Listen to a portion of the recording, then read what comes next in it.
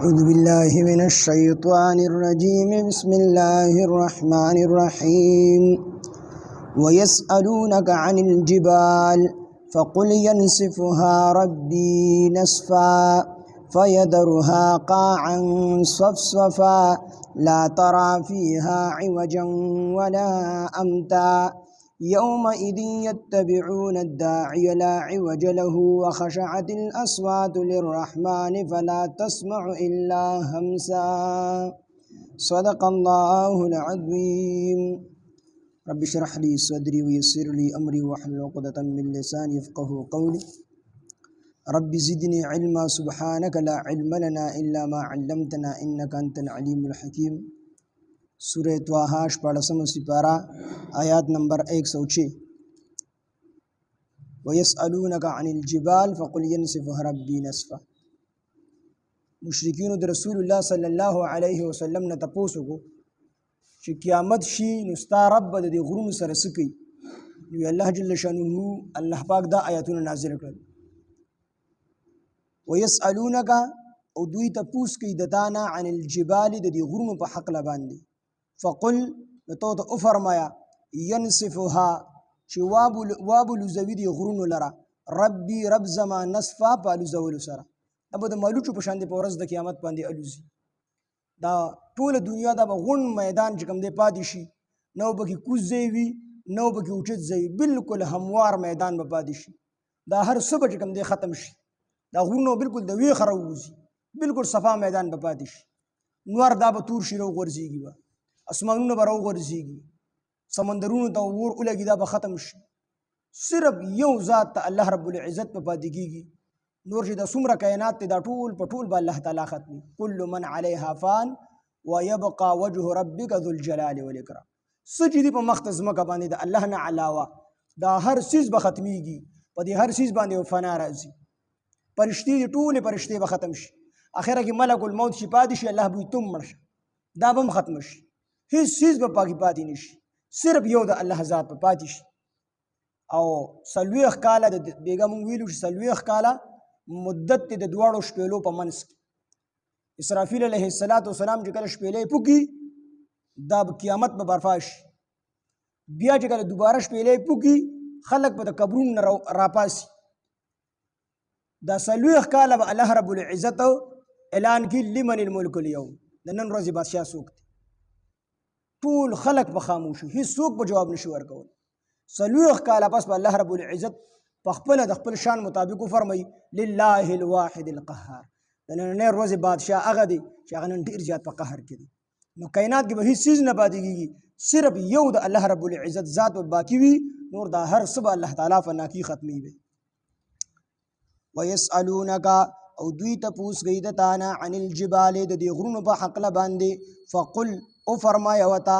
ينصفها چې وابلو زوی دی غرونو لرا ربي رب زمان نصفا پالو زول سرا فيذرها پس پری بغدی دې زمکه لرا قاعا صفصفا صفا میدان قاعا میدان صفصفا هموار نو صفا او هموار میدان په پادشي لا ترات بنوینه فيها په دې زمکه کې عوجن سکوګواله سکوزواله ولا امتا او نبس اوچتوالی ویني په دې ځمکه کې بالکل هموار میدان به پاتې شي یومئذ بدغه ورځ باندې یتبعون رستو به روان وي دوی الداعیه په هغه بلونکي پسې بلونکي نه مراد اسرافیل علیه السلام دی چې کله هغه شپېلې پوکي نو ټول خلق به د قبرونو نه راپاسي او میدان حشر ته به چې کوم دی رامنډي وي رسول الله صلی الله علیه وسلم فرمایل ویزه چې د قبر نه پاسم نو ما به یو لاس په خپل یار ابو بکر صدیق رضی الله عنه اچولی او بل لاس دا په حضرت عمر رضی الله عنه باندې اچولی او ابو بکر ته وی ته زما د خې طرف نه پاسي حضرت عمر رضی الله عنه ته زما د ګس طرف نه پاسي په دواړو به لاسونه اچولی او میدان ته روان یومئذ بدغه ورځ باندې یتبعون دوی به رست روان وي الداعیه په بلونکي بسې لا عوجا هیڅ کو ګوالی بنوي له د دې د دپاره یعنې څه کو ګوالی بنوي مطلب دا چې دغه شپېلې نه به هیڅ څوک داسې نه وي چې دی پاتې شي دنیا کې خو به د بعضې خلکو د پیغمبرانو خبره نه ده منلې، ایمان یې نه دی راوړی، کوږوالی پکې په دنیا کې وو، خو آخرت کې به هېڅ چا کې کوږوالی نه د دقې شپېلۍ سره به ټول خلک چې کوم دی د قبرونو نه راپاسي او میدان حشر ته به راځي. وخشعت الاصوات او ښکته به شي اوازونه للرحمن د رحمان په مخ کې فلا تسمعو پس ته به نه اورې الا همسا مګر رو اواز ګور ګور به اورې ګور ګور به کوي، خو نور د الله رب العزت مخکې څوک خبرې نشي کولی، ته به هېڅ چې کوم دی نه اورې، بلکل خاموشه وي او اوازونه به ښکته وي الله رب العزت د هیبت او دغه نه د یارې د وجې نه. یومئذ په دغه ورځ باندې لا تنفعو نفع به نه ورکوي الشفاعت شفاعت الا من مگر هغه چاته اذن له الرحمن چې اجازت وکړي د هغه دپاره رحمان. هېڅوک په سفارش نشي کولی په دغه ورځ باندې، هو د چا دپاره چې اجازت وشي او چا ته چې اجازت ورکړي. بعضې خلک به داسې وي چې هغه به اجازت کوي، بعضې خلکو لره به کوي، ځکه د کافر په حقله شفاعت نشته دی. البته د مسلمانانو دپاره، خو د مسلمانانو دپاره به څوک کوي؟ نو انبیا علیهم السلام به کوي، علما به کوي، حافظان به کوي، حاجیان به کوي، او دغه رنګې چې کوم دی شهیدان به کوي. دا به د خلکو شفارسونه کوي او خلکو له به شفاعت کوي. خو الله رب العزت الا من مگر هغه څوک اذنه چې اجازت ورکړي شي له د هغه دپاره رحمان چې الله ورله اجازت ورکړي. ورضیا او خوښ کړي وي له د ده دپاره قولا خبره،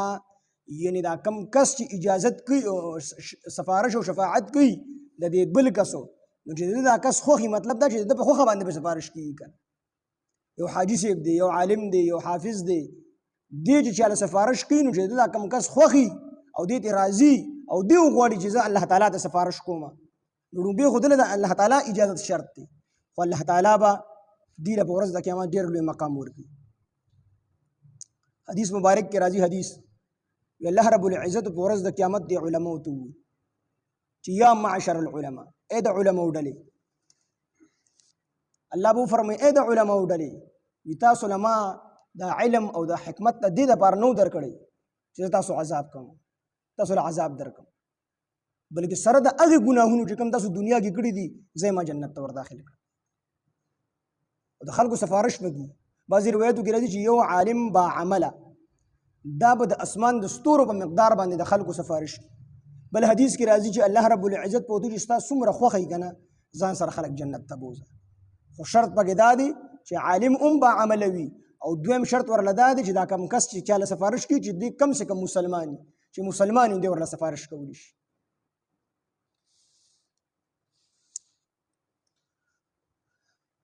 امام ابو یوسف رحمه الله چې کله وفات شو نو چا خوب کې ولیدو، الله تعالی ته سره څه معامله وکړله؟ امام ابو یوسف رحمه الله وی چې کله الله تعالی ته پیش شوم وی دا خپې مې ډېرې رپېدلې د الله د یارې نه، ما ته الله رب العزت وفرمیل چې امام ابو یوسفه خپې مضبوطې که مه ویارېږه، ما چې خپل علم او حکمت تاله درکړی د دې دپاره مې نه و درکړی، بلکې چې کومه سینه زه د خپل کتاب دپاره او د خپل پیغمبر د احادیثو دپاره منتخب کړمه، نو ما په ازل کې دا فیصله کړې چې دا سینه زه په اور باندې نه عذابوم، ځکه ورته قرآن او علم ورکوم، یارېږه مه ته ما وبخئ. الله دې مونږ ټول معاف کړي او الله دې مونږ له علم راکړي. مونږ تشه هغه نوم دی، علم نشته دی. علم چې په دنیا کې راځي او څوک دغې مقام ته رسي هغه بیا څوک پرېږدي هم نه. شیخ ادریس غونده کې سړی دکه عالم 440 کاله احادیث پړاو کړل، 440 کاله، او داسې احادیث په پړاول چې د دوره حدیث چې کوم دی د چې کوم کتابونه دي بخاري شریف دی، ترمذي شریف دی، مسلم شریف دی، نو دا یو استاد یو کتاب پړاوي، او په نعمانیه کې به دا ټول کتابونه د دوره حدیث دا چې کوم شیخ ادریس پړاول ټیک یوازې 440 کاله تش احادیث پړاو کړل، او د هغې نه وروسته بیا تله حقانیه ته هلته بیا چې کوم دی احادیث پړاول، او دا د اخر زمانو په نښو کې ده چې کله اخره زمانه شي الله تعالی به علما اونغاړي، دا به ځمکې ته چې کوم ځان ته به وغواړي، دا بیا دې خلکو ته نه پرېږدي.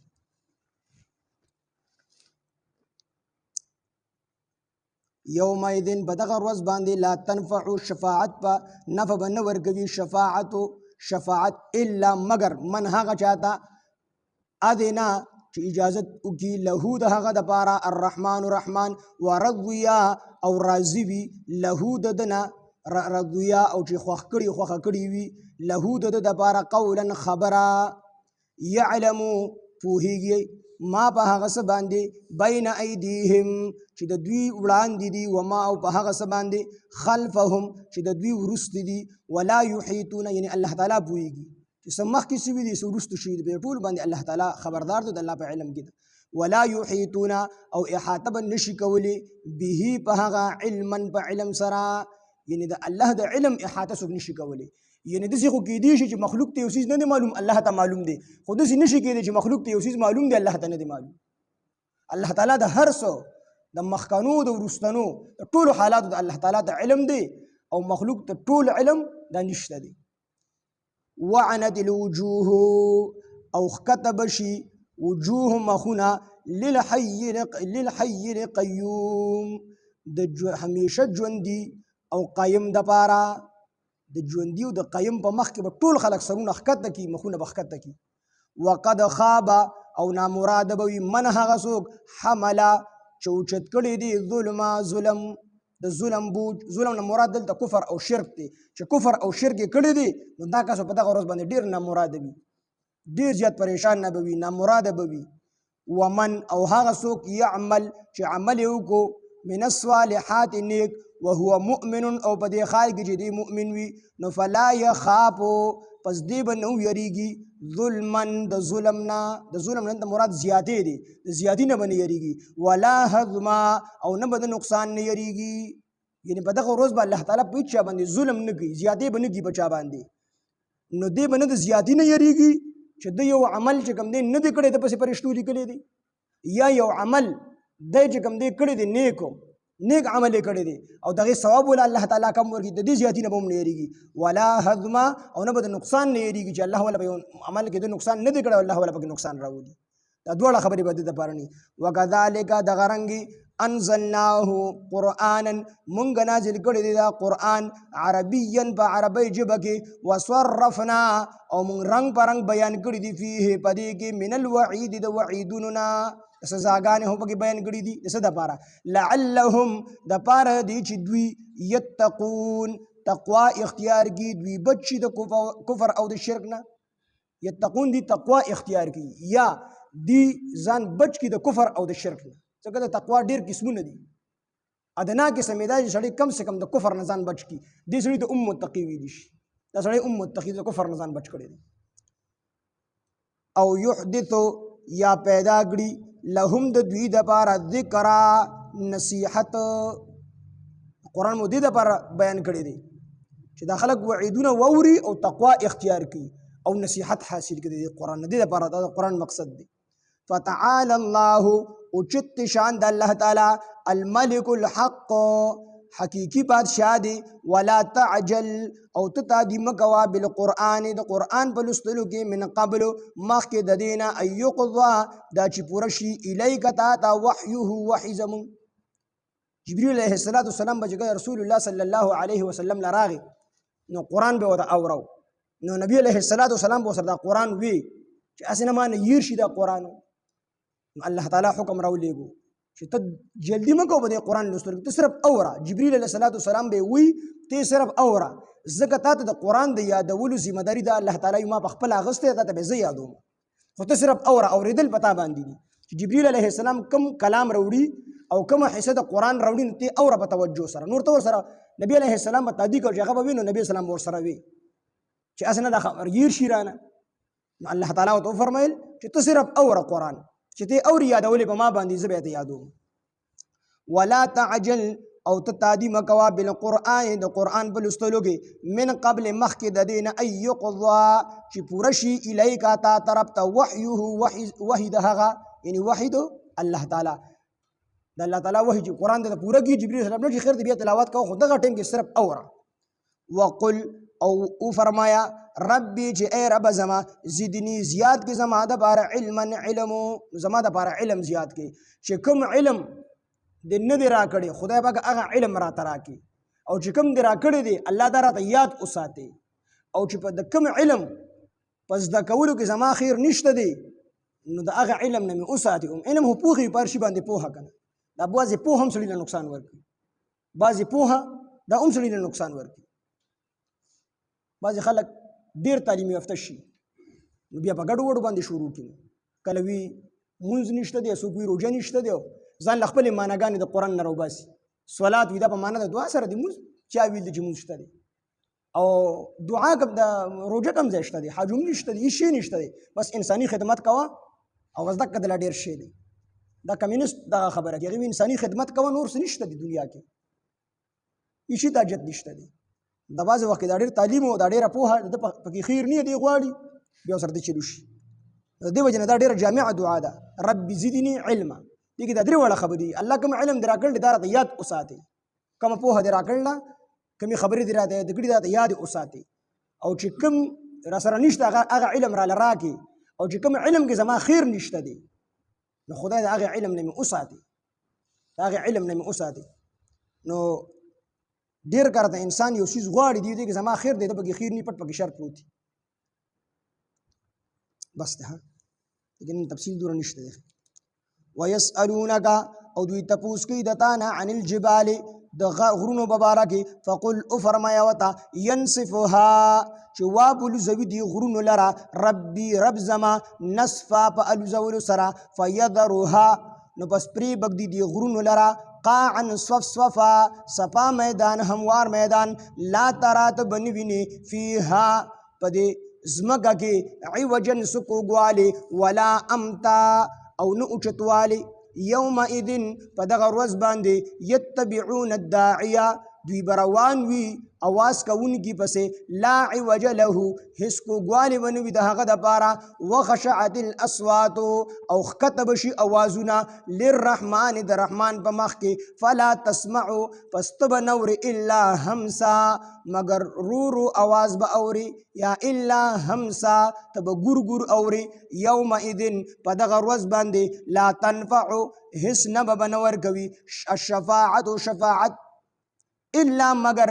من هغه چا دپاره به نفع ورکوي اذنا چې اجازت وکړي له د هغه دپاره الرحمن رحمان د هغه دپاره به دا شفاعت نفع ورکوي. ورضویا او خوښ کړي وي له د ده دپاره قولا خبره، یعلمو الله تعالی پوهیږي ما په هغه څه باندې بین ایدیهم څه چې د دوی وړاندې دي، وما او په هغه څه باندې خلفهم چې د دوی وروستو دي، ولا یحیطون او دوی احاطه نشي کولی به په هغه علما په علم سره. وعنت الوجوه او ښکته به شي مخونه للحي القیوم د همیشه ژوندي او د قایم ذات مخکې، وقد خواب او نامراده به وي من هغه څوک حمل ظلمه چې اوچت کړی دی د ظلم بوج، چې اوچت کړی دی د شرک او د کفر بوج په دنیا کې. ومن يعمل او چا چې عمل وکړو من الصالحات د نیکۍ وهو مؤمن او په دې حال کې چې دی مؤمن وي، نو فلا یخاف دی پس دی به نه یریږي ظلما د ظلم نه، ولا هضما او نه د نقصان نه، نه به د زیاتي نه یریږي او نه به د کمي نه یریږي. وکذلک دغه رنګې زیاتي نه چې دی وړه ګناه کړله والله ورپسې غټه سزا لیکلې ده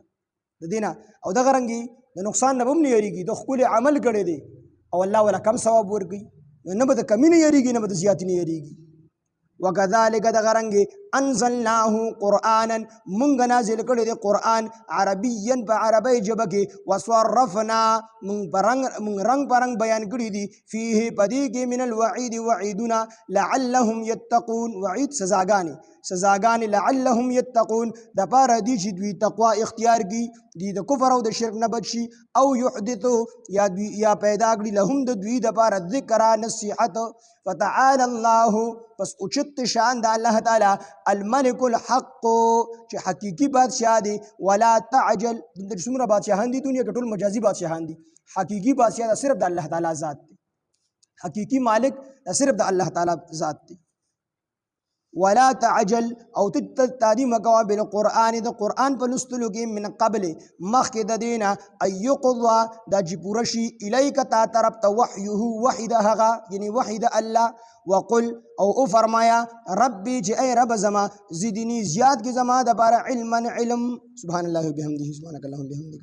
نشهد ان لا اله الا انت نستغفرك ونتوب اليك. سبحان ربك رب العزة عما يصفون، سلام على المرسلين والحمد لله.